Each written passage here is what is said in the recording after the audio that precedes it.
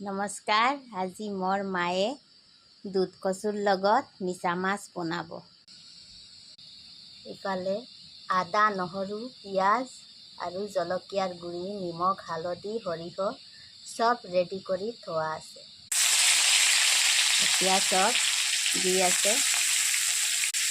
পিঁয়াজ, আদা, নহৰুখিনি ভালদৰে ভাজা হৈ আছে।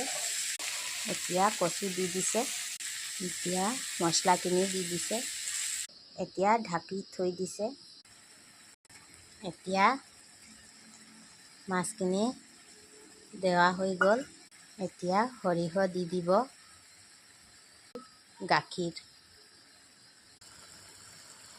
চব কিমান ধুনীয়া হৈছে। আপোনালোকে এনেকা ঘৰতে বনাই খাই চাব, ভাল লাগিব। আৰু মোৰ মাৰ কাৰণে বেছিকৈ লাইক, শ্বেয়াৰ আৰু ছাবস্ক্ৰাইব